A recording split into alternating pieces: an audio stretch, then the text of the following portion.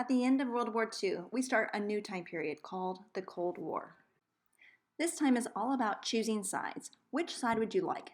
Would you like to follow the communist side or the non-communist side? So as you can see on the chart, we've got the communist nations who've joined the Warsaw Pact.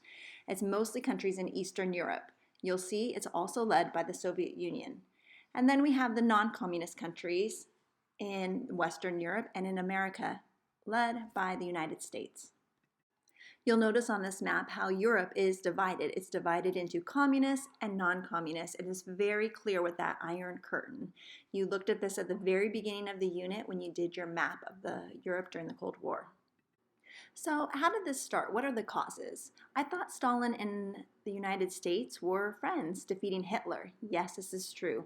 They did unite to defeat a common enemy, Hitler. But once that war was over, fundamental differences between the two in terms of their government style and how they wanted their economies to be working started to show. And so the next step was both sides started to compete with each other. You could see it through competition of power, gaining alliances. Which countries would join up with you? How could we make sure that certain governments do not spread? That's the Truman Doctrine. They started building lots of weapons. Now we're building not just any weapons, but nuclear weapons. This is the arms race. Then they started going to the space. Which nation would get to space first? Well, we know that Soviet Union launched a satellite first called Sputnik, followed up with the United States with sending a man on the moon. Then once you have space control, you can launch missiles remotely. Not only that, would be sending nations in Europe, give them money, help them to pick your side, to join with you.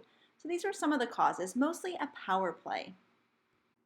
So what does this mean? How does the Cold War influence other nations? Well, around the world, civil wars happening in places like Asia. We saw in Korea, North Korea versus South Korea, in Vietnam, North Vietnam versus South Vietnam, and many other places as you see on this chart.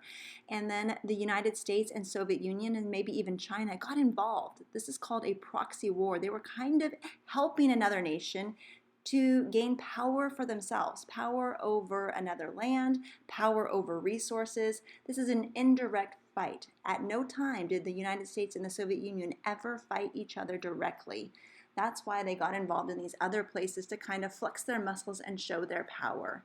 Over time, things are going to start to relax, and the Cold War tensions will decrease, leading to the end of the Cold War. And that's where the story takes our next step.